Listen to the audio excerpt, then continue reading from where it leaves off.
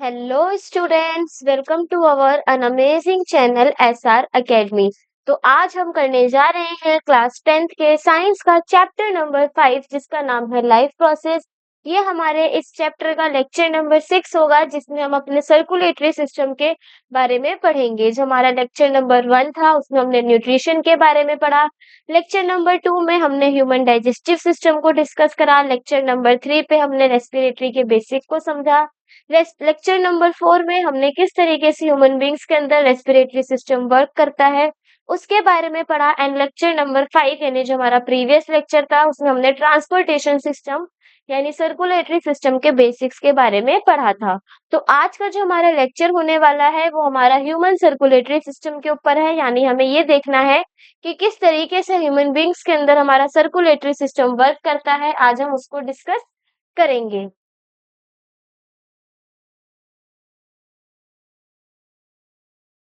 हमेशा की तरह चैप्टर की शुरुआत करने से पहले हम अपने प्रीवियस लेक्चर को रिकॉल करेंगे, क्योंकि हमारा जो प्रीवियस लेक्चर था वो हमारा सर्कुलेटरी सिस्टम के ऊपर ही पूरा डिपेंड था या पूरा उसी के बेसिस पे था। तो हमारा जो प्रीवियस लेक्चर था यानी लेक्चर नंबर 5 को अगर हम रिकॉल करें तो वहां पे हमने किसके बारे में पढ़ा था? ट्रांसपोर्टेशन के बारे में पढ़ा था कि किस तरीके से हमारा ब्लड का ट्रांसपोर्टेशन होता है ह्यूमन बींग्स के अंदर, जिसमें हमने देखा था हमारी बॉडी के अंदर ट्रांसपोर्टेशन के लिए 2 सिस्टम्स इन्वॉल्व हैं। एक है हमारा इसमें सर्कुलेटरी सिस्टम और दूसरा है हमारा इसी के अंदर लिम्फेटिक सिस्टम।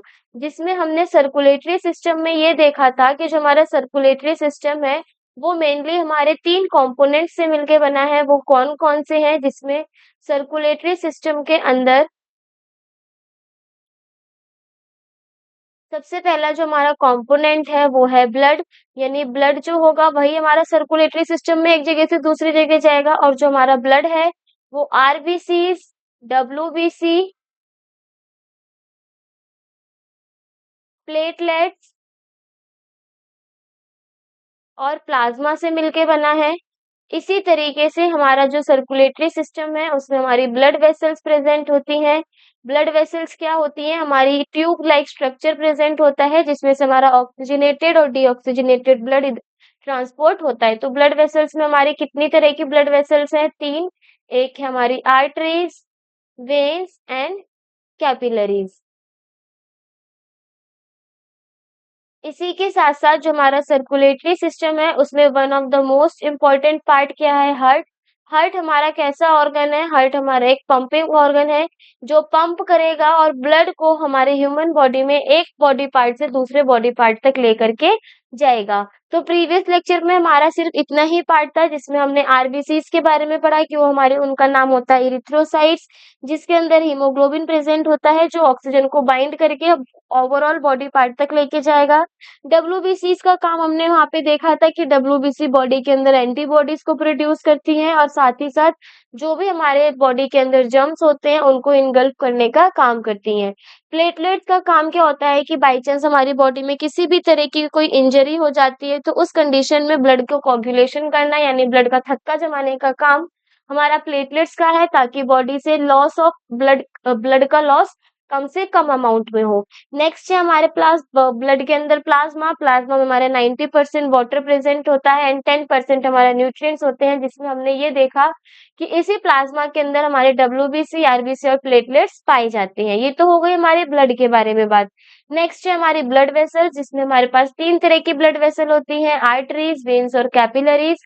आर्टरी की वॉल थिक होती है, वेन की वॉल थिन होती है और कैपिलरीज की वॉल सिंगल सेल लेयर से मिलके बनी होती है। जो हमारी आर्टरीज होती है वो ऑक्सीजनेटेड ब्लड को लेके जाती हैं, जो हमारी वेन्स होती हैं वो डीऑक्सीजनेटेड ब्लड को लेके जाती हैं और जो हमारी कैपिलरीज होती है वो ऑक्सीजनेटेड और डीऑक्सीजनेटेड दोनों तरह के ब्लड को बॉडी के पार्ट में लेकर के जाएंगी। इसी के साथ साथ वहां पे मैंने एक इम्पोर्टेंट नोट ये करवाया था कि जो हमारी आर्टरीज हैं वो ऑक्सीजनेटेड ब्लड लेके जाती है पूरी बॉडी में, लेकिन हमारी बॉडी में एक आर्टरी ऐसे है जो डीऑक्सीजनेटेड ब्लड को कैरी करती है, जिसका नाम क्या है? Pulmonary artery. मतलब ये जो आर्टरीज होती हैं वो लंग्स से डीऑक्सीजनेटेड ब्लड को कैरी करती हैं। इसी तरीके से जो हमारी वेन्स है वो डीऑक्सीजनेटेड ब्लड को लेके जाती हैं, लेकिन बॉडी के अंदर हमारी एक वेन ऐसी प्रेजेंट होती है जो हमारी ऑक्सीजनेटेड ब्लड को कैरी करती है। तो उस वेन का नाम क्या है? उस वेन का नाम है हमारा पल्मोनरी वेन, यानी जो हमारी लंग्स से वेन आएगी वो हमारा ऑक्सीजनेटेड ब्लड को कैरी करेगी। इसी के साथ-साथ 2 इम्पोर्टेंट पॉइंट और थे, हमारी जो लार्जेस्ट वेन है उसका नाम है वेना कावा और जो हमारी लार्जेस्ट आर्टरी है उसका नाम है एओर्टा। ये सारी जो है हमारे इम्पोर्टेंट पॉइंट्स है प्रीवियस लेक्चर के, यानी यहाँ पे हमने 2 नाम डिस्कस करे, कौन से? एक थी हमारी लार्जेस्ट आर्टरी जिसका नाम है एओर्टा और एक है हमारी इसमें लार्जेस्ट वेन जिसका नाम है वेना कावा। तो ये हो गई हमारी प्रीवियस लेक्चर के बारे में बात। हमने प्रीवियस लेक्चर में किन-किन चीज़ों के बारे में डिस्कस करा। अब हम पढ़ते हैं अपने आगे के टॉपिक में जो हमें आज के लेक्चर में कंप्लीट करना है।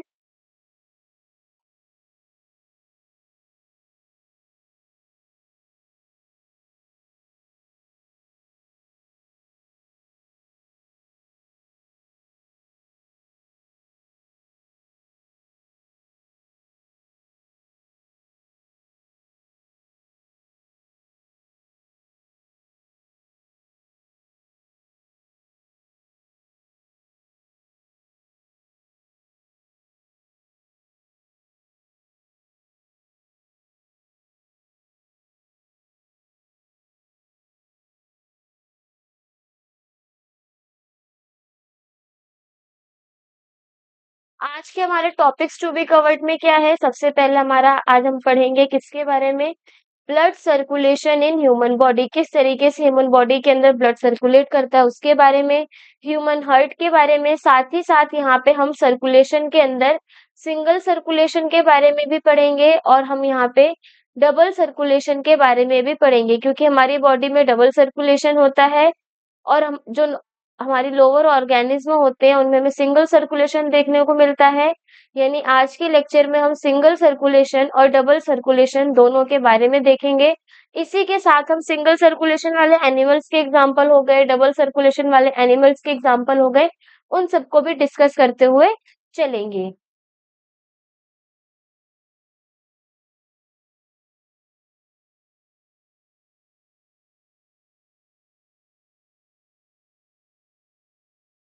अब हम किसके बारे में पढ़ेंगे? ह्यूमन सर्कुलेटरी सिस्टम, यानी किस तरीके से हमारे बॉडी के अंदर सर्कुलेटरी सिस्टम वर्क करता है, अब हम उसके बारे में डिस्कस करेंगे।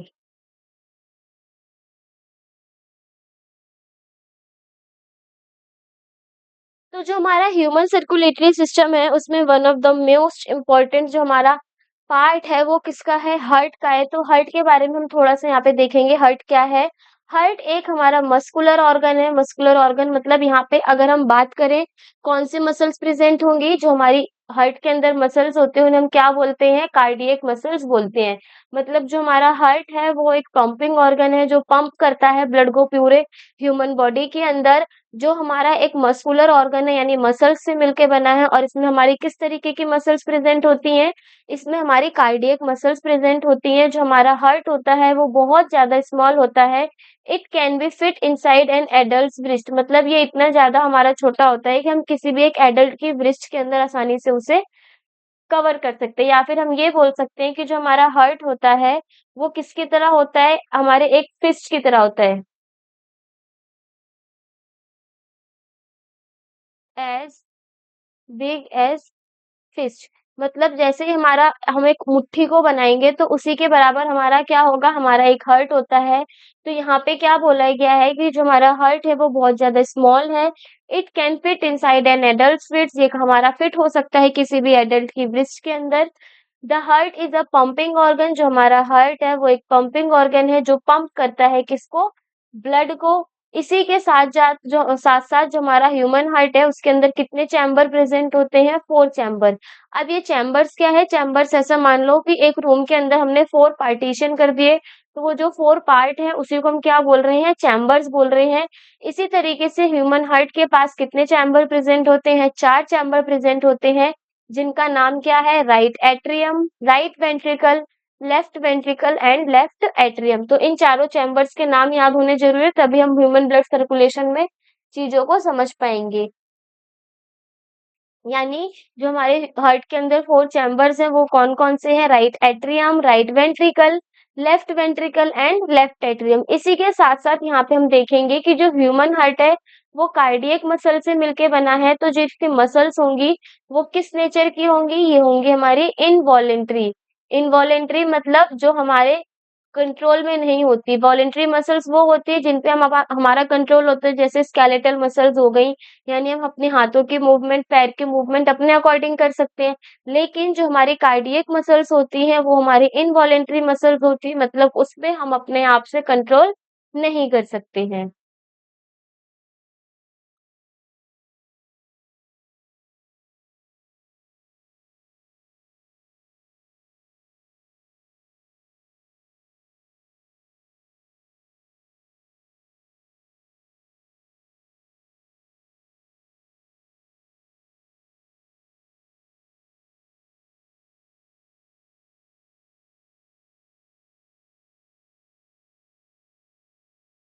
नेक्स्ट हमारे पास इसमें दे रखा है सिस्टोल और डायस्टोल।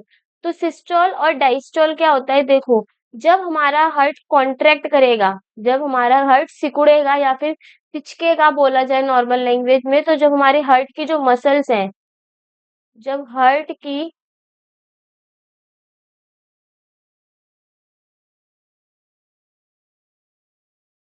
कार्डियक मसल्स कॉन्ट्रैक्ट करती हैं, तो उसे हम बोलते हैं सिस्टोल। और जब हमारी हार्ट की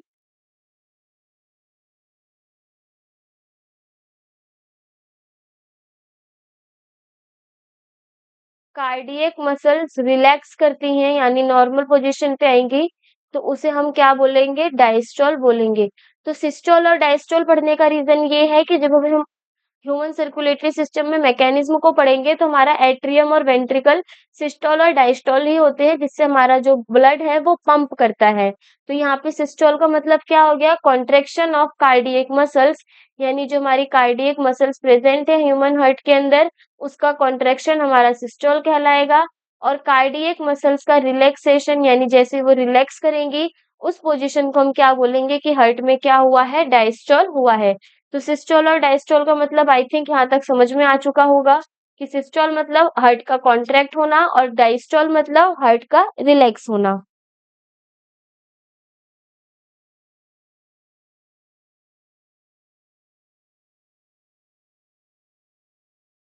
नेक्स्ट हमारा टॉपिक है इसी में आर्टरीज। आर्टरीज के बारे में क्या बोला गया है? देखो, आर्टरीज के बारे में हम ऑलरेडी डिस्कस कर चुके हैं, बट हमें यहाँ पे पढ़ना है सर्कुलेटरी सिस्टम के मैकेनिज्म को। तो हम आर्टरीज और वेन्स और कैपिलरीज को एक बार फिर से रिकॉल करेंगे। आर्टरीज क्या होती हैं? आर्टरीज हमारी थिक वॉल्ड की ब्लड वेसल्स होते हैं, मतलब जो इनकी वॉल होती है वो बहुत ज्यादा थिक होती हैं, जो कैसे ब्लड को कैरी करती है? ऑक्सीजनेटेड ब्लड को हार्ट से कहाँ तक? अपने डिफरेंट डिफरेंट बॉडी के ऑर्गन्स तक। इसी तरीके से जो हमारी पल्मोनरी आर्टरी का एक्सेप्शन का केस है,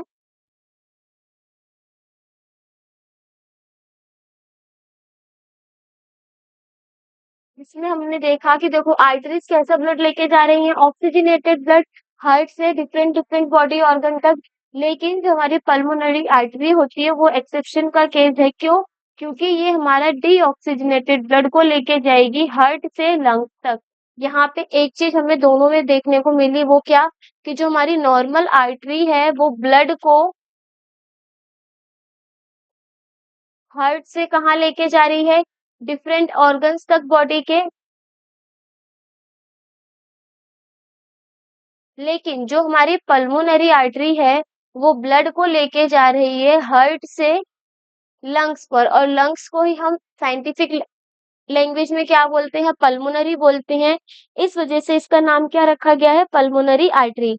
यानी ये डीऑक्सीजनेटेड ब्लड को हार्ट से लंग्स तक लेके जाएगी, और जहाँ पे हमारा ऑक्सीजनेटेड ब्लड आकर के टेक प्लेस होता है। तो आर्टरीज के बारे में यहाँ से क्लियर हो गया होगा कि ये हमारी थिक वॉल्ड की ब्लड वेसल है, जो ऑक्सीजनेटेड ब्लड को हार्ट से डिफरेंट बॉडी ऑर्गन तक लेकर के जाएगी।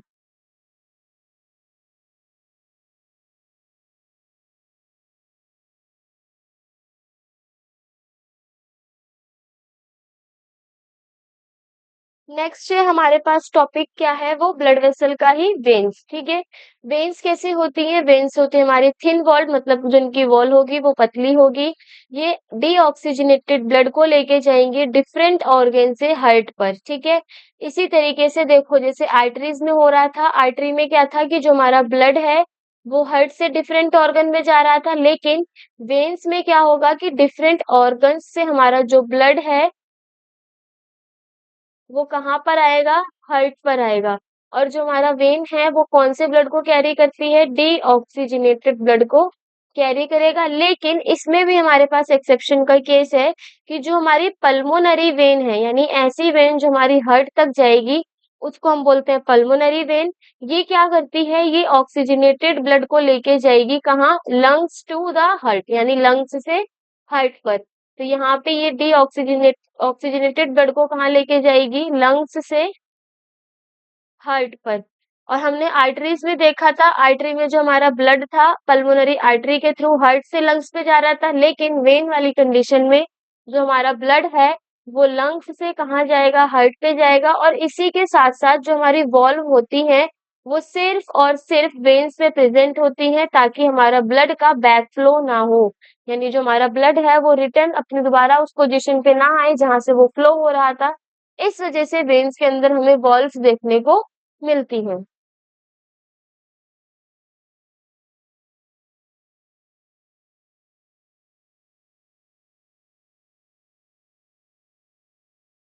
नेक्स्ट है हमारे पास टॉपिक, वो है कैपिलरीज। कैपिलरीज क्या है? These are the blood vessels which have single celled walls, मतलब जो हमारी कैपिलरीज है इनकी जो वॉल्स होंगी वो सिंगल सेल्ड वॉल्स होंगी, यानी ये बहुत ही ज्यादा हमारी पतली होंगी, ताकि इसमें से क्या हो सके? एक्सचेंज ऑफ सब्सटेंसेस हो सके।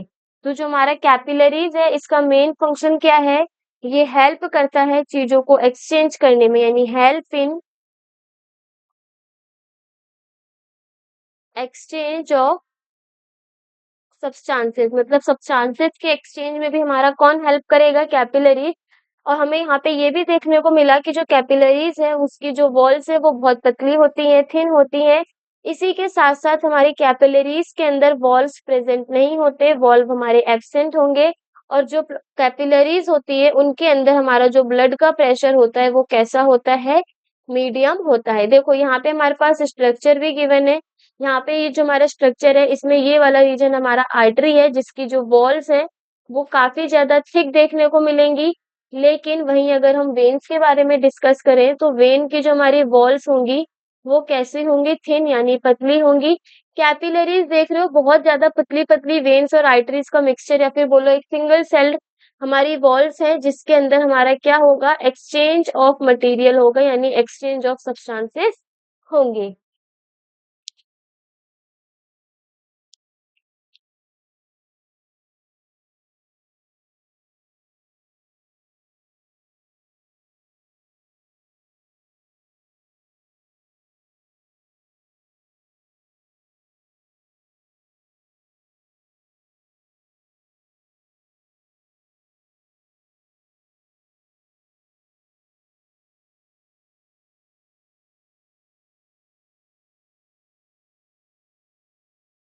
अब देखो हमने यहाँ पे अपनी ब्लड वेसल्स के बारे में भी बात कर ली, आर्टरीज, वेन्स और कैपिलरीज।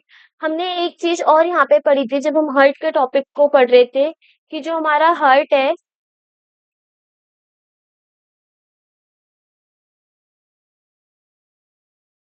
जो हमारा ह्यूमन हार्ट है उसमें कितने चैम्बर्स प्रेजेंट है? 4 चैम्बर्स प्रेजेंट है, जिसमें हमारे 2 एट्रियम है और 2 क्या है? वेंट्रिकल्स हैं। अब हम ये देखेंगे एट्रियम और वेंट्रिकल्स है क्या। फॉर एग्जांपल मानो यहाँ पे मैंने रफली एक हार्ट का डायग्राम बनाया है, ये हमारा रफली डायग्राम है, जिसमें मैंने 4 चैम्बर बना दिए। ऊपर के 2 चैम्बर्स होते हैं उन्हें हम बोलते हैं एट्रियम। इसी तरीके से जो हार्ट के नीचे के 2 चैम्बर्स होते हैं उन्हें हम क्या बोलते हैं? वेंट्रिकल्स। अब हम क्या करेंगे, एट्रियम और वेंट्रिकल के बीच में अगर डिफरेंस देखें कि एट्रियम और वेंट्रिकल में क्या क्या डिफरेंसेस हैं,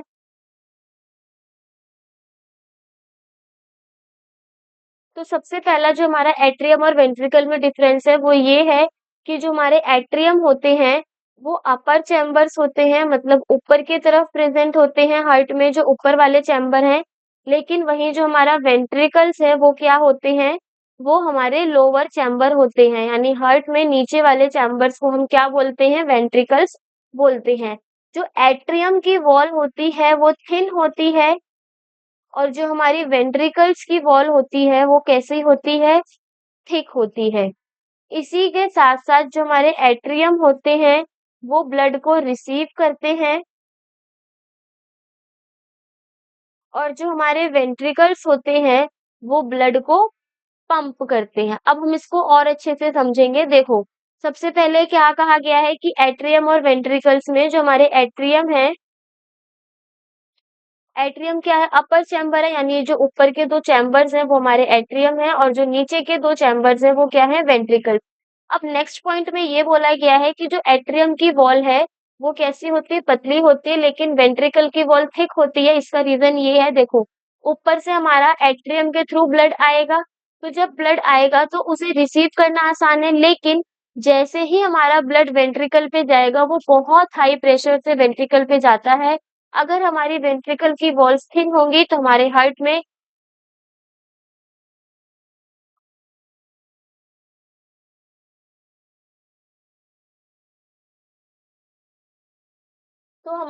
में इंजरी भी हो सकती है। इस वजह से जो वेंट्रिकल्स की वॉल होती है वो थिक होती है, क्योंकि जो हमारा ब्लड है वो एट्रियम से बहुत हाई प्रेशर पे वेंट्रिकल्स में आता है।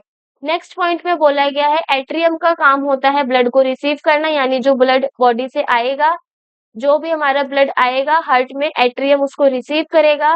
रिसीव करने के बाद वो वेंट्रिकल्स पे भेजेगा, देन वेंट्रिकल्स क्या करेंगे? ओवरऑल अपनी पूरी बॉडी के अंदर उसको पंप कर देंगे, यानी पंपिंग का काम वेंट्रिकल्स का हो गया और ब्लड को रिसीव करने का काम किसका हो गया? एट्रियम का। तो ये हो गए हमारे एट्रियम और वेंट्रिकल्स के बीच में छोटे से माइनर से डिफरेंस कि एट्रियम और वेंट्रिकल्स में क्या-क्या डिफरेंस है, एट्रियम का और वेंट्रिकल का क्या-क्या काम है।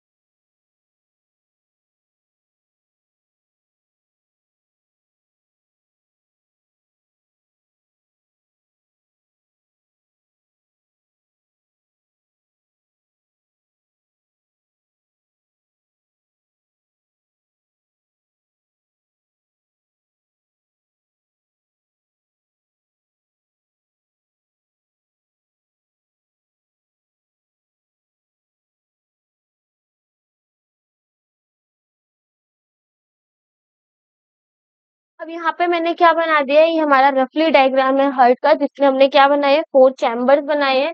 अब देखो, ये जो हमारा चैम्बर है, ये लेफ्ट साइड का है और ये हमारा बॉडी के राइट साइड का चैम्बर है।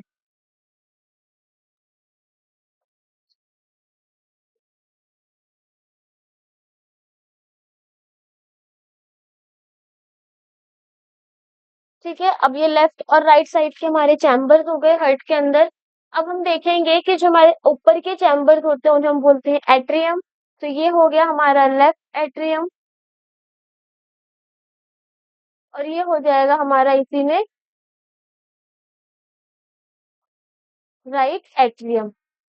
नीचे के जो हमारे चैम्बर्स होते हैं लोअर रीजन में, उसे हम बोलते हैं वेंट्रिकल, यानी ये हो गया हमारा लेफ्ट वेंट्रिकल और ये हो गया हमारा राइट वेंट्रिकल। अब देखो, यहाँ पे हमने क्या बताया, ऊपर वाले जो दो रीजन है उनको हम बोलते हैं आर्टरियल, यानी एट्रियम एक एक, और जो हमारे नीचे के रीजन है उसे हम बोलते हैं वेंट्रिकल्स। एक है जिसमें हमारा लेफ्ट वेंट्रिकल और एक right ventricle.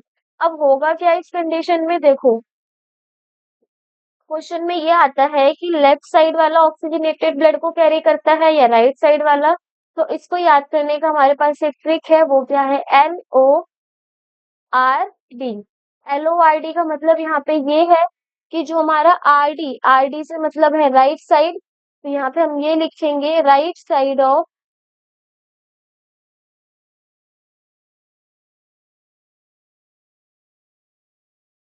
Heart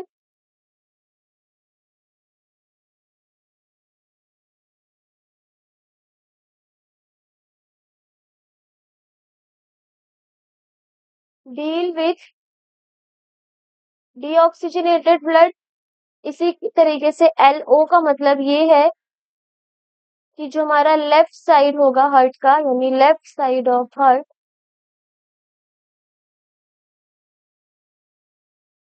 deal with oxygenated blood. देखो, एल से हो गया हमारा लेफ्ट, अगर मैं यहाँ पे हाईलाइट करूं, एल से हो जाएगा हमारा लेफ्ट और ओ से हो जाएगा हमारा ऑक्सीजनेटेड। इसी तरीके से आर डी में हो जाएगा आर से राइट और डी से हो जाएगा हमारा डीऑक्सीजनेटेड। यानी यहाँ पे मैं ये समझाने की कोशिश कर रही हूँ कि जो हमारा लेफ्ट साइड वाला रीजन होगा उसमें हमारा ऑक्सीजनेटेड ब्लड आएगा, मतलब हमारी बॉडी के अंदर ऑक्सीजनेटेड ब्लड आएगा लेफ्ट एट्रियम से लेफ्ट वेंट्रिकल पे।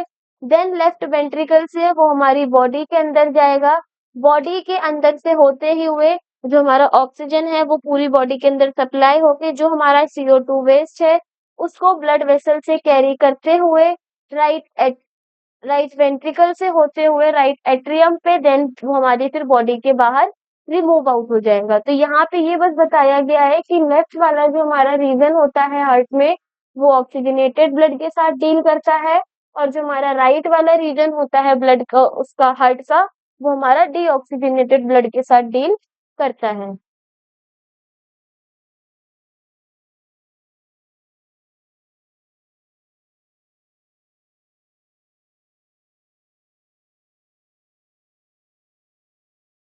तो नेक्स्ट टॉपिक है अब हमारा blood flow through human heart. अब हम ब्लड को फ्लो कराएंगे किससे? ह्यूमन हार्ट से। हम देखेंगे किस तरीके से हमारा एट्रियम और वेंट्रिकल के थ्रू जो है हमारे ब्लड का फ्लो होता है।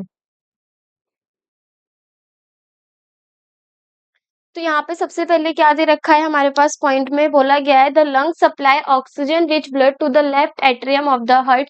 हमें पता है हमारे हार्ट के पास 2 एट्रियम और 2 वेंट्रिकल प्रेजेंट होते हैं, जिसमें जो हमारा एट्रियम है वो अपर पोर्शन होता है और जो हमारा वेंट्रिकल है वो हमारा लोअर चैम्बर होता है हार्ट का। तो इसमें क्या कहा गया है, the lungs supply oxygen rich blood to the left atrium of the heart. जो हमारा लंग्स है वो ऑक्सीजन रिच ब्लड मतलब ऐसा ब्लड जिसमें ऑक्सीजन प्रेजेंट होगा उसको कहाँ पे सप्लाई करेगा? हार्ट के लेफ्ट एट्रियम पे। देन क्या होगा, जो तुम्हारा लेफ्ट एट्रियम है वो रिलैक्स करेगा when it is collecting the blood. जब वो ब्लड को कलेक्ट कर रहा होगा उस कंडीशन में हमारा एट्रियम रिलैक्स पोजीशन में रहेगा ताकि ज्यादा से ज्यादा अमाउंट में ब्लड एट्रियम के अंदर फिल हो सके। उसके बाद जैसे ही हमारा ब्लड लेफ्ट एट्रियम में फिल हो जाएगा तो हमारा जो लेफ्ट एट्रियम है वो कॉन्ट्रैक्ट करेगा और जो हमारा ब्लड है उसको ट्रांसफर कर देगा किसके अंदर? वेंट्रिकल के अंदर। तो जो हमारा लेफ्ट वेंट्रिकल है जब उसको फिल ब्लड को कलेक्ट करना होगा उस कंडीशन में हमारा लेफ्ट वेंट्रिकल एक्सपेंड होगा यानी फैलेगा, जिससे हमारा जो ब्लड है वो किसके अंदर फिल हो जाए? लेफ्ट वेंट्रिकल के अंदर फिल हो जाए। उसके बाद क्या होगा, the blood is pumped out of the body. Ventricle से हमारा जो ब्लड है वो पूरी बॉडी में पंप आउट होगा when the muscles of the left ventricle contract. जब हमारे लेफ्ट वेंट्रिकल के मसल्स क्या होंगे? कॉन्ट्रैक्ट होंगे। अब यहाँ पे बोला क्या गया उसको डीपली देखें तो यहाँ पे ये कहा गया है, देखो पल्मोनरी वेन्स का काम क्या होता है? हमें पता था वेन्स डीऑक्सीजनेटेड ब्लड को कैरी करती है, लेकिन पल्मोनरी वेन्स ऐसी वेन्स होती हैं जो ऑक्सीजनेटेड ब्लड को कैरी करेंगी। मतलब जो हमारा पल्मोनरी वेन है यानी लंग्स से आ रही है, ये वेन्स कहाँ से आएंगी? लंग्स से आएंगी। तो ये क्या करेंगी, जो लंग्स है उसके अंदर जो ब्लड आएगा वो ऑक्सीजन रिच होगा, मतलब अब जो हमारा ब्लड है उसमें O2 प्रेजेंट है और वो कहाँ पे आ गया है? लेफ्ट एट्रियम पे। जब हमारी लेफ्ट एट्रियम के अंदर ब्लड की फिलिंग होगी यानी ब्लड कलेक्ट होगा उस कंडीशन में हमारा लेफ्ट एट्रियम एक्सपेंड होगा, फैलेगा ताकि हमारा जो ब्लड है वो लेफ्ट एट्रियम के अंदर आ जाए। देन जब हमें ब्लड को लेफ्ट एट्रियम से किसमें भेजना होगा? लेफ्ट वेंट्रिकल में भेजना होगा। उस कंडीशन में हमारा लेफ्ट एट्रियम कॉन्ट्रैक्ट करेगा यानी पिचकेगा या फिर अपने आप को दबाएगा ये कहा जाए, ताकि जितना भी लेफ्ट एट्रियम का ब्लड है वो कहाँ पर आ जाए, लेफ्ट वेंट्रिकल में आ जाए। जैसे ही लेफ्ट वेंट्रिकल फिल हो जाएगा, लेफ्ट वेंट्रिकल जब फिल होगा तो जैसे हमारा एट्रियम ने एक्सपेंड करा अपने आप को ताकि उसके अंदर ब्लड ज्यादा आए, उसी तरीके से जब एट्रियम हमारा कॉन्ट्रैक्ट करेगा यानी पुश करेगा ब्लड को वेंट्रिकल के रीजन में, तो वेंट्रिकल अपने आप को एक्सपेंड करेगा ताकि वो ज्यादा से ज्यादा ब्लड को अपने अंदर कलेक्ट कर सके। और जैसे ही हमारा वेंट्रिकल ब्लड से फिल हो जाएगा, तो वेंट्रिकल अपने आप को कॉन्ट्रैक्ट करेगा, यानी उस या फिर ये बोला जाए जो हमारे लेफ्ट वेंट्रिकल के मसल्स हैं वो पंप करेंगे, प्रेशर क्रिएट करेंगे, जिससे जो हमारा ब्लड है वो पूरी कहाँ पे चला जाएगा, बॉडी पे चला जाएगा। तो अभी बॉडी पे कौन सा ब्लड गया है, ऑक्सीजनेटेड ब्लड हमारा वेंट्रिकल के थ्रू गया है।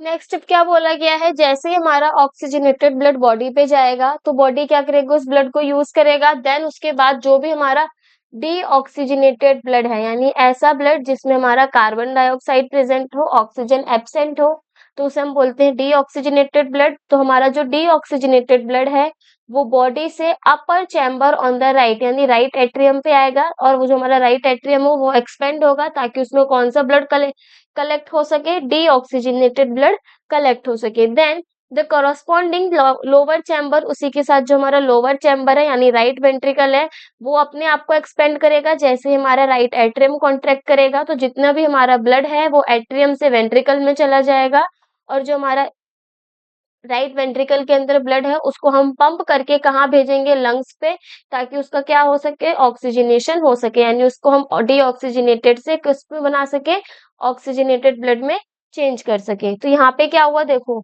लेफ्ट वेंट्रिकल से जो भी हमारा ब्लड था वो कहाँ गया, बॉडी पे गया। अब बॉडी उसको यूज करेगी और जो भी हमारा डीऑक्सीजनेटेड ब्लड है यानी जिसके अंदर हमारा O2 एब्सेंट होगा, वो डीऑक्सीजनेटेड ब्लड राइट एट्रियम में आएगा। राइट एट्रियम जब भी ब्लड को कलेक्ट करेगा तो अपने आप को एक्सपेंड करेगा ताकि ज्यादा से ज्यादा डीऑक्सीजनेटेड ब्लड उसमें कवर हो सके।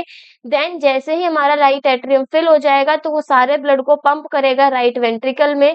उस दौरान जो हमारा राइट एट्रियम है ये अपने आप को कॉन्ट्रैक्ट करेगा और राइट वेंट्रिकल अपने आप को एक्सपेंड करेगा ताकि वो डीऑक्सीजनेटेड ब्लड को ले सके। देन डीऑक्सीजनेटेड ब्लड जो हमारा राइट वेंट्रिकल में प्रेजेंट है वो पंप करेगा और हमारा जो ब्लड है वो कहाँ जाएगा, लंग्स में जाएगा, ताकि उसमें हमारा जो ब्लड है डीऑक्सीजनेटेड उसका क्या हो सके, ऑक्सीजनेशन हो सके।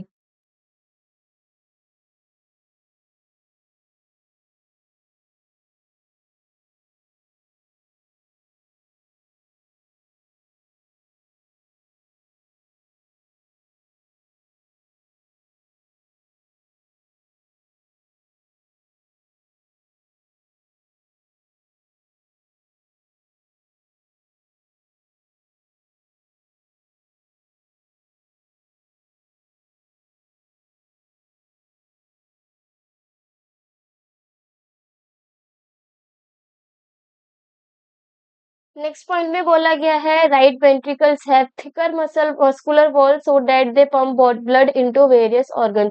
जो हमारा राइट वेंट्रिकल्स है उसके जो मसल्स होते हैं यानी जो मस्कुलर वॉल्स होती है वो क्या होती है, बहुत ज्यादा थिक होती है, क्योंकि उसे पंप करना पड़ता है ब्लड को पूरे बॉडी के सारे ऑर्गन्स की तरफ।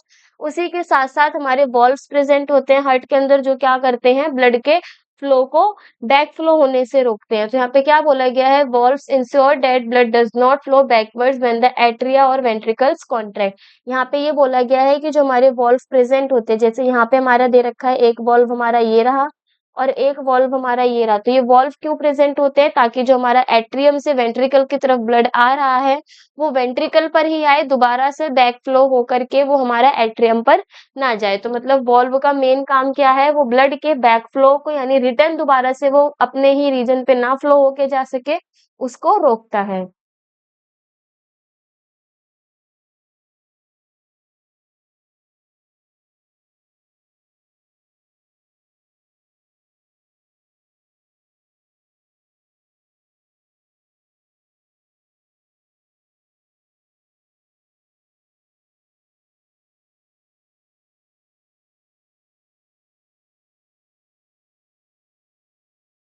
अब हम एक यहाँ पे फ्लो चार्ट बनाएँगे जिससे हम ब्लड के फ्लो को देखेंगे कि ह्यूमन हार्ट में ब्लड का फ्लो होता किस तरीके से है।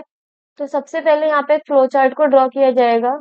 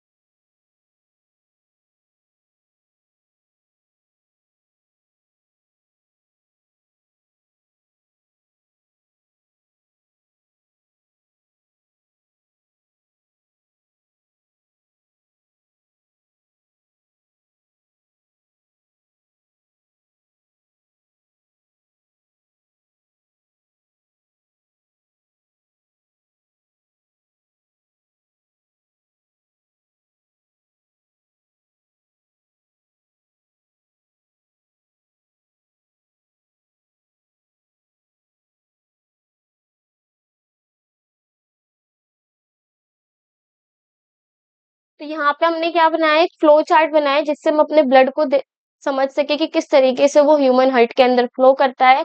तो यहाँ पे मैंने क्या ड्रॉ करा है एक फ्लो चार्ट में, एक तरफ मेरा यहाँ पे लंग्स बनाया है, यानी ये हमारा लंग्स। उसके बाद यहाँ पे मैंने हार्ट के 4 चैम्बर्स बनाए हैं, right left atrium, left ventricle, right atrium और राइट वेंट्रिकल। इसी तरीके से नीचे हमारा जो एक बॉक्स है उसमें हमने क्या लिख रखा है, बॉडी ऑर्गन्स। अब होगा क्या देखो,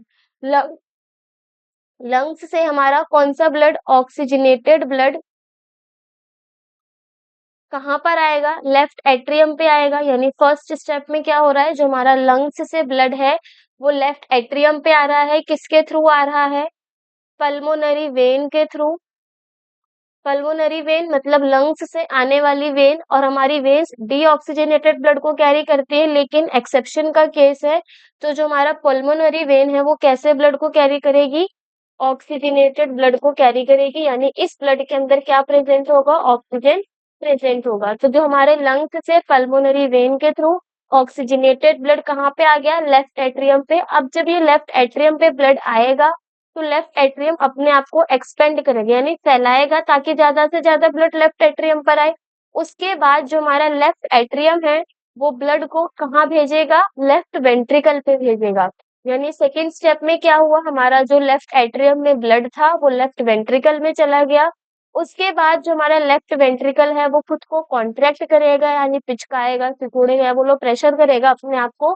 तो जितना भी हमारा ब्लड है वो मेन आर्टरी के थ्रू, वो मेन आर्टरी हमारी क्या है, एओर्टा, उसके थ्रू, यानी मेन आर्टरी।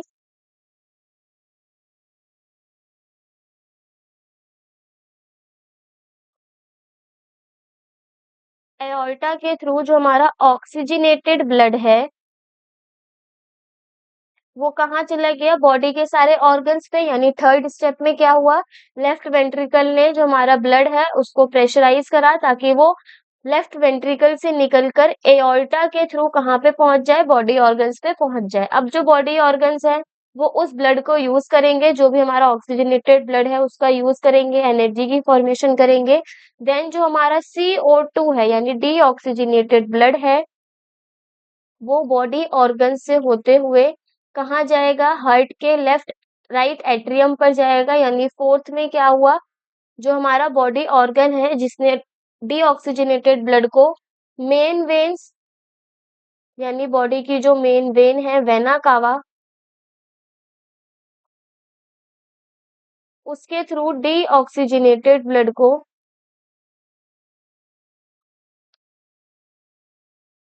कहाँ पे भेजा? राइट एट्रियम पे। अब क्या होगा? हमारा जो फोर्थ स्टेप था उसमें क्या हुआ? बॉडी ऑर्गन से डीऑक्सीजनेटेड ब्लड राइट एट्रियम पे गया। देन राइट एट्रियम से हमारा ब्लड कहाँ आएगा? राइट वेंट्रिकल पर। तो फिफ्थ स्टेप में क्या हुआ? राइट एट्रियम से ब्लड राइट वेंट्रिकल पर आएगा। देन राइट वेंट्रिकल अपने आप को कॉन्ट्रैक्ट करेगा और जो हमारा डीऑक्सीजनेटेड ब्लड है उसको कहाँ पे भेजेगा? लंग्स पे भेजेगा ताकि वो क्या हो सके? ऑक्सीजनेशन उसका हो सके। तो राइट वेंट्रिकल से लंग्स तक लेके जाने के लिए हमारा यहाँ पे पल्मोनरी आर्टरी का काम होता है। पल्मोनरी आर्टरी क्या करती है? वैसे तो आर्टरी ऑक्सीजनेटेड ब्लड को कैरी करती है, लेकिन पल्मोनरी आर्टरी हमारा एक एक्सेप्शन का केस है। इस वजह से ये कौन सी ब्लड को कैरी करेगी? डीऑक्सीजनेटेड ब्लड को कैरी करेगी।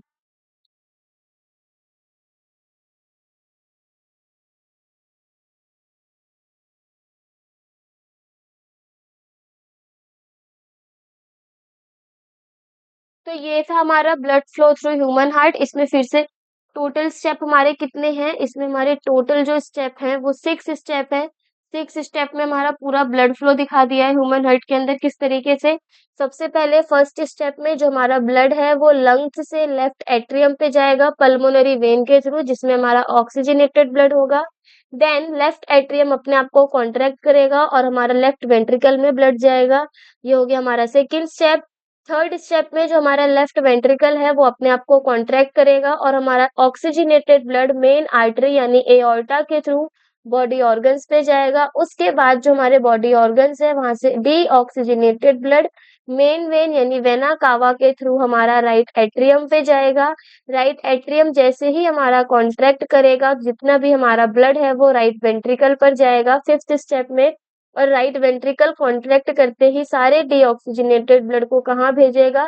लंग्स पर भेजेगा पल्मोनरी आर्टरी के थ्रू, जिसमें हमारा लंग्स में जाते ही उस ब्लड का क्या हो जाएगा? ऑक्सीजनेशन हो जाएगा। तो ये हमारा पूरा ब्लड का फ्लो है ह्यूमन हार्ट के अंदर कि किस तरीके से जो हमारा ब्लड है वो एट्रियम और वेंट्रिकल से फ्लो होते हुए जाता है।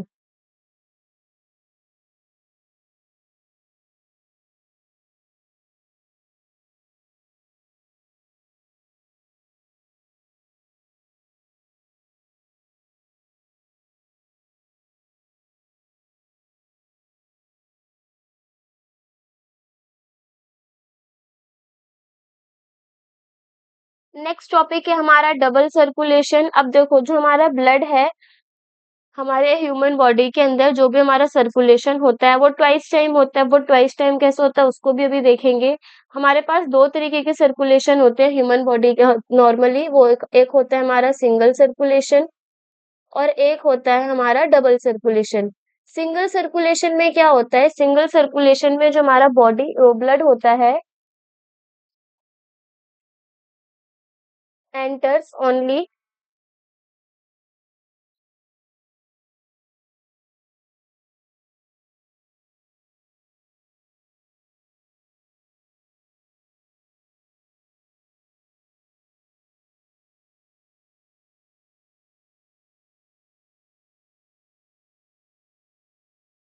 देखो जो हमारा सिंगल सर्कुलेशन होता है उसमें जो हमारा ब्लड होता है वो ह्यूमन हार्ट के अंदर सिर्फ एक ही बार एंटर होता है, जिससे उसकी पूरी ब्लड सर्कुलेशन साइकिल कंप्लीट होती है। लेकिन डबल सर्कुलेशन में जो हमारा ब्लड होता है वो ट्वाइस टाइम यानी टू टू टाइम्स हार्ट के अंदर ट्रेवल करता है जिससे हमारा कंप्लीट साइकिल होती है बॉडी की।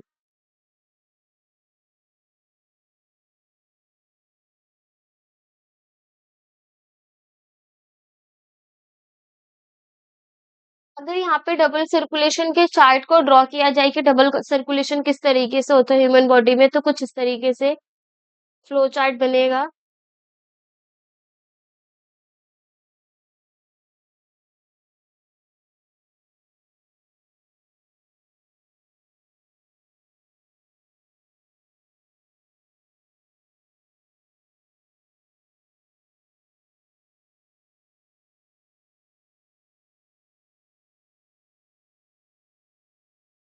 अभी हमने सर्कुलेटरी सिस्टम में जब हमने अपने ब्लड फ्लो को ह्यूमन हार्ट के अंदर देखा तो उसमें क्या था कि लंग्स से जो हमारे हार्ट पे ब्लड आ रहा था वो कैसा ब्लड था? Oxygenated blood. यानी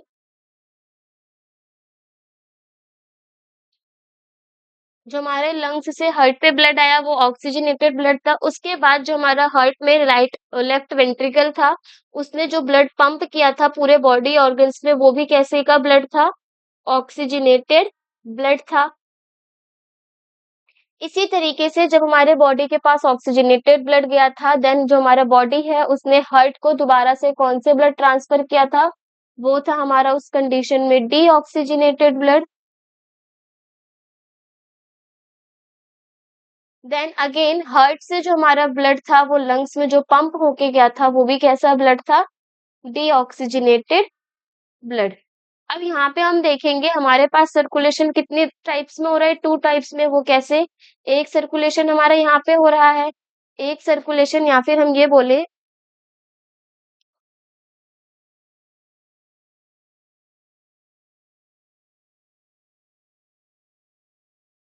डबल सर्कुलेशन में क्या बोला गया है कि जो हमारा ब्लड है वो हार्ट पे टू टाइम्स ट्रेवल करता है। कैसे?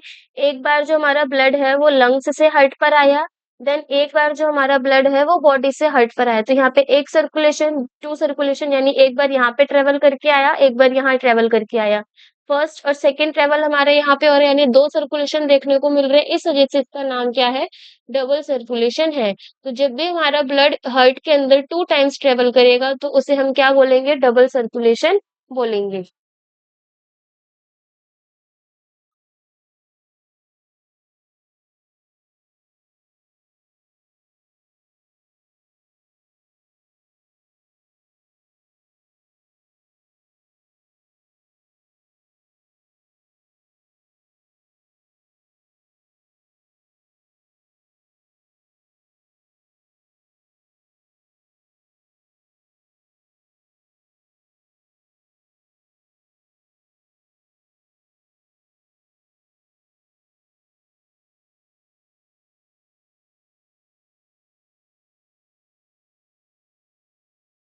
नेक्स्ट हमारे पास क्या दे रखा है? Direction of blood flow through the human heart. जो हमारा ह्यूमन हार्ट है उसके अंदर किस तरीके से हमारा ब्लड फ्लो होता है उसको दिखाया गया है।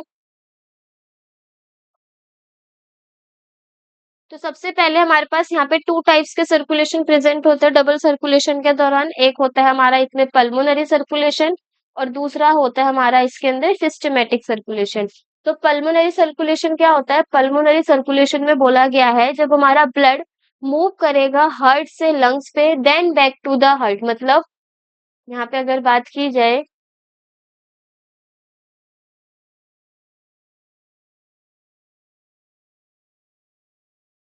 तो जो हमारा पल्मोनरी सर्कुलेशन है उसमें क्या बोला गया है? Blood moves from heart to the lungs. यानी ब्लड हार्ट से कहाँ गया है? लंग्स पे गया है और उसके बाद लंग्स से दोबारा किस पर आया है? हार्ट पर आया है। तो ऐसे सर्कुलेशन को क्या बोलते हैं? Pulmonary circulation. और दूसरा है हमारे पास इसमें सिस्टेमिक सर्कुलेशन। तो जो हमारा सिस्टेमिक सर्कुलेशन होता है उसमें क्या होगा कि जो हमारा ब्लड है हार्ट से कहाँ जाएगा? बॉडी पे, और दोबारा बॉडी से कहाँ पर आएगा? हार्ट पर आएगा। तो इसे हम बोलते हैं सिस्टमैटिक सर्कुलेशन। यानी blood moves from heart to rest of the body and back to the heart is known as systemic circulation. अगर मैं यहाँ पे डबल सर्कुलेशन में इसको डिनोट करूं तो क्या बोला गया है? लंग्स से अगर जो हमारा ब्लड है वो हार्ट पर आता है और हार्ट से दोबारा वो लंग्स पे जाता है, यानी लंग्स से हार्ट पर आ रहा है और हार्ट से लंग्स पर जा रहा है, तो ऐसे सर्कुलेशन को हम कौन सा सर्कुलेशन बोलते हैं? Pulmonary circulation. और अगर हार्ट से ब्लड हमारा बॉडी पे जा रहा है और बॉडी से रिटर्न बैक होके वो हार्ट पर आ रहा है, तो इसे हम बोलते हैं सिस्टेमिक सर्कुलेशन। तो पल्मोनरी सर्कुलेशन को याद करने का एक सबसे बेटर तरीका ये है कि जब भी हमारा ब्लड लंग्स से हार्ट पर आएगा और हार्ट से लंग्स पर जाएगा और हमें पता है लंग्स का साइंटिफिक नेम क्या होता है? पल्मोनरी। तो ऐसे सर्कुलेशन को हम क्या बोलते हैं? Pulmonary circulation. और जब हमारा ब्लड हार्ट से बॉडी के अंदर जाएगा और बॉडी से दोबारा हार्ट से रिटर्न बैक होकर के आएगा, तो उसे हम बोलते हैं सिस्टेमिक सर्कुलेशन। तो ये हमारे टू टाइप्स के सर्कुलेशन भी डबल सर्कुलेशन के अंदर प्रेजेंट होते हैं। तो डबल सर्कुलेशन सिंपल ये हो गया कि जब भी हमारा ब्लड ह्यूमन हार्ट के अंदर 2 टाइम्स ट्रेवल करेगा, तो उसे डबल सर्कुलेशन बोलते हैं। अब इस डबल सर्कुलेशन के अंदर हमारे 2 टाइप्स के सर्कुलेशन देखने को मिलते हैं। एक है पल्मोनरी सर्कुलेशन और एक हमारा सिस्टेमिक सर्कुलेशन।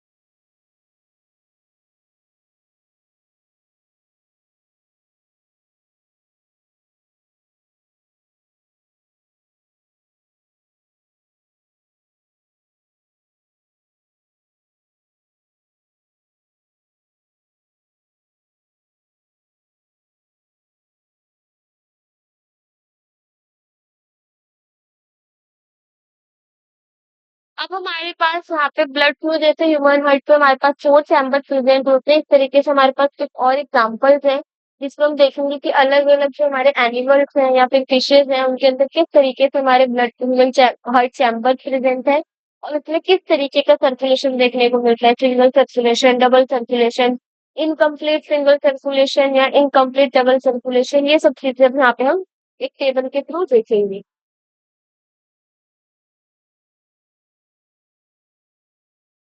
तो सबसे पहले यहाँ पे हमारी क्लास क्लास का मतलब ये है कि वो कौन से क्लास से बिलोंग करता है, कि वो हमारे एम्फीबियंस हैं, रेप्टाइल्स हैं, फिशेस हैं या फिर बर्ड्स हैं। ये सारी चीजें यहाँ पे हमारी आएंगी। देन नेक्स्ट हमारा जो ब्लॉक है उसमें लिखेंगे हम चैम्बर इन हार्ट, उनके हार्ट में कितने चैम्बर प्रेजेंट हैं।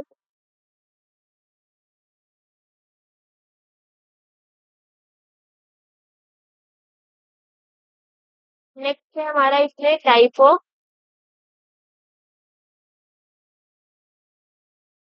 सर्कुलेशन, उसका सर्कुलेशन कौन सा प्रेजेंट है, सिंगल सर्कुलेशन, डबल सर्कुलेशन। और नेक्स्ट हमारा इसमें है टेम्परेचर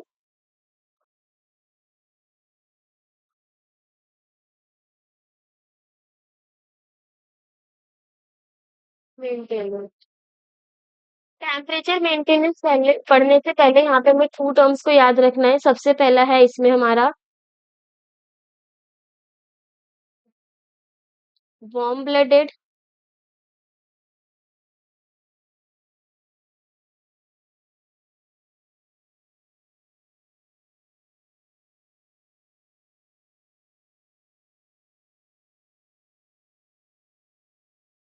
और सेकंड है हमारा इसमें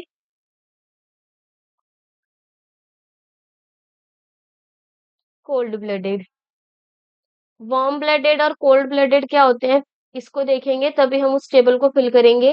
वार्म ब्लडेड क्या होते हैं? ऐसे एनिमल्स जो अपने टेम्परेचर को मेंटेन कर सकते हैं नियरली कांस्टेंट बॉडी टेम्परेचर के, यानी 37 डिग्री सेल्सियस, या फिर ये बोले ऐसे ऑर्गेनिज्म जो अपने टेम्परेचर को इन्वायरमेंट के अकॉर्डिंग मेंटेन कर सकते हैं, उन्हें हम बोलते हैं वार्म ब्लडेड। और ऐसे ऑर्गेनिज्म जो अपने टेम्परेचर को यानी अपने बॉडी टेम्परेचर को एबल नहीं होते, मेंटेन नहीं कर पाते बाहर के इन्वायरमेंट के अकॉर्डिंग, उन्हें हम बोलते हैं कोल्ड ब्लडेड। तो यहाँ पे अगर मैं वार्म ब्लडेड की डेफिनेशन लिखूं तो वो कुछ इस तरीके से होगी। Animals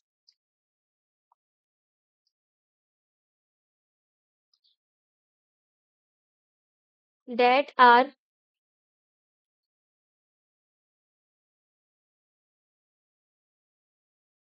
able to maintain a nearly constant temperature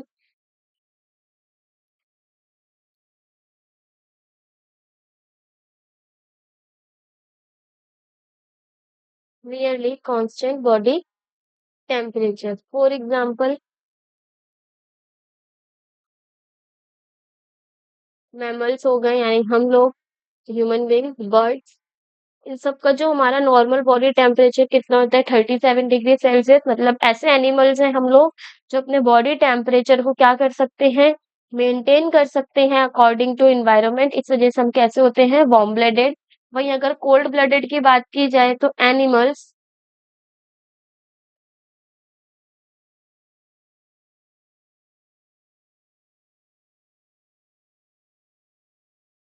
that are not able to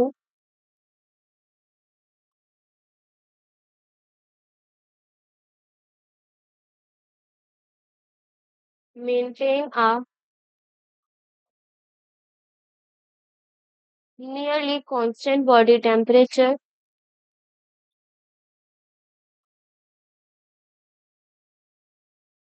उन्हें हम बोलते हैं cold blooded. For example fishes, amphibians and reptiles।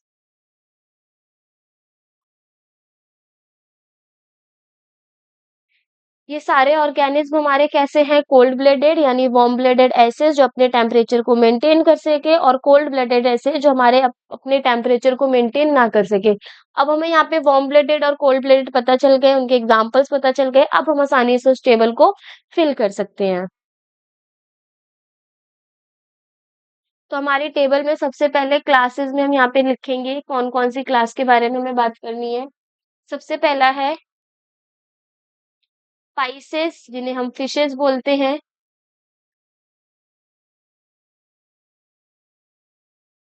Next है हमारा इसमें एम्फीबियंस।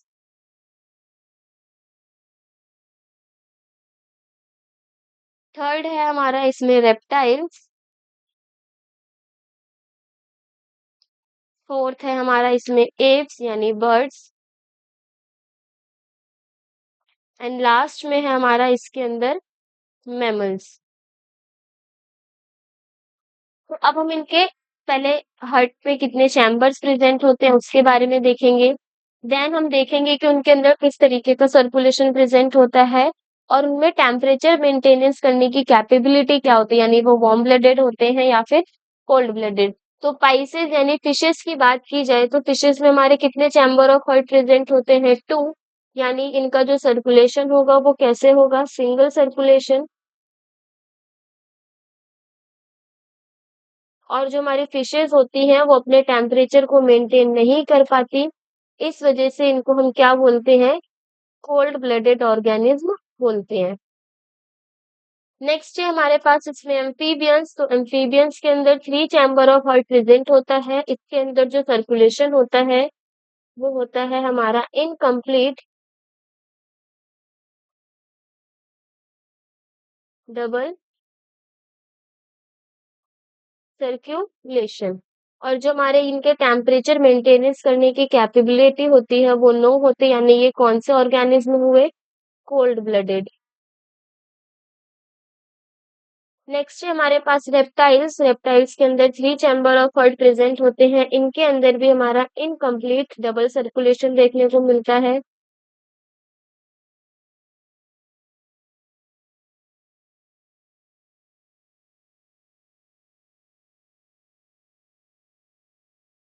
साथ ही साथ टेम्परेचर मेंटेनेंस करने की कैपेबिलिटी भी क्या होती है, नो, यानी ये भी ऑर्गेनिज्म कैसे हैं, कोल्ड ब्लडेड। फोर्थ है हमारे पास इसमें एप्स। एप्स की जो हमारे हार्ट में अंदर चैम्बर प्रेजेंट होते हैं वो टोटल फोर होते हैं, और इनके पास हमारा कंप्लीट डबल सर्कुलेशन देखने को मिलता है।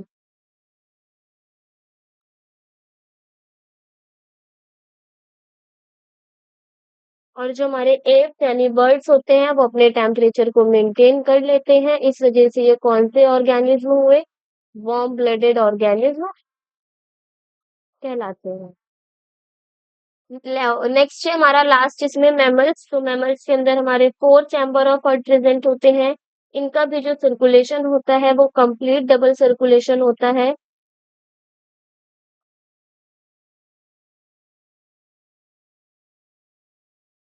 और जो टेम्परेचर मेंटेनेंस करने की कैपेबिलिटी होती है वो यस यानी ये अपने आप के टेम्परेचर को मेंटेन कर सकते हैं।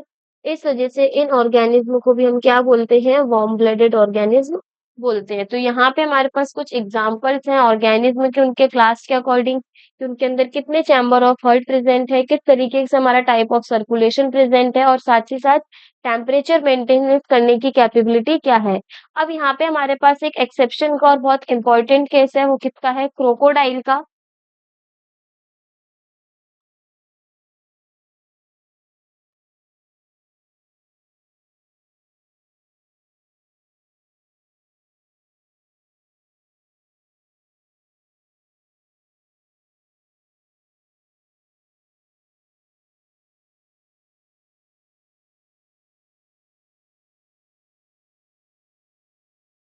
तो जो हमारा क्रोकोडाइल होता है उसके पास भी 4 चैम्बर्ड हर्ट होते हैं, यानी crocodile have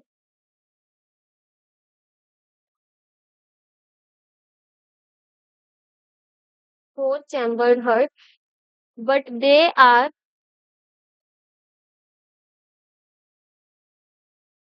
warm and cold blooded. मतलब ये वार्म ब्लडेड भी होते हैं और कोल्ड ब्लडेड भी होते हैं। ये क्रोकोडाइल का एक्सेप्शन का सबसे इम्पोर्टेंट केस इस वजह से है क्योंकि इसमें पेपर में बहुत सारे क्वेश्चंस आए हैं एमसीक्यू में कि ऐसे ऑर्गेनिज्म का नाम बताओ जो 4 चैम्बर्ड हार्ट प्रेजेंट है और वार्म ब्लडेड और कोल्ड ब्लडेड दोनों है। तो उसका सबसे इम्पोर्टेंट एग्जाम्पल क्या है? क्रोकोडाइल। तो यहाँ पर होता है हमारा आज का लेक्चर फिनिश जिसमें हमने ह्यूमन हार्ट के फ्लो के बारे में समझा, आर्टरीज वेन्स को समझा, किस तरीके से हमारा single circulation double circulation human body के अंदर देखने को मिल रहा है और किस किस ऑर्गेनिज्म में कितने तरह के सर्कुलेशन प्रेजेंट है, कितने चैम्बर ऑफ हार्ट प्रेजेंट है, उसके बारे में देखा। यानी आज का जो हमारा पूरा लेक्चर था वो सर्कुलेटरी सिस्टम के ऊपर था जिसमें आज हमारा ह्यूमन हार्ट के साथ साथ सर्कुलेटरी सिस्टम फिनिश होता है।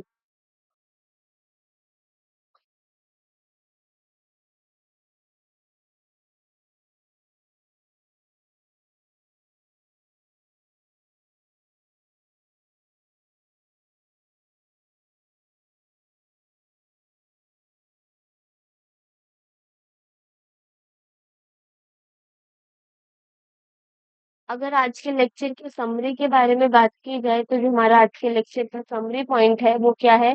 सबसे पहले हमने ह्यूमन हार्ट के बेसिक को समझा यानी अपना जो हमारी बॉडी के अंदर पंपिंग ऑर्गन है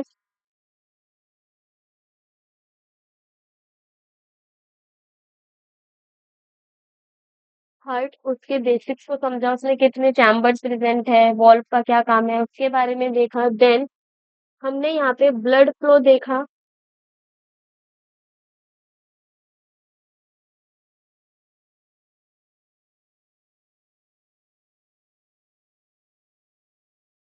नेक्स्ट हमने डबल सर्कुलेशन के बारे में बात की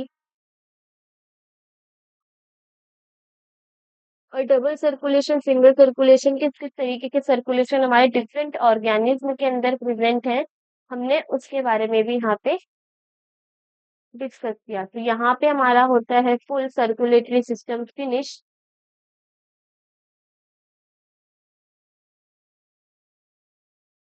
अब हमारे पास यहाँ पे टू रिमेनिंग जो हमारे सिस्टम है वो कौन से हैं?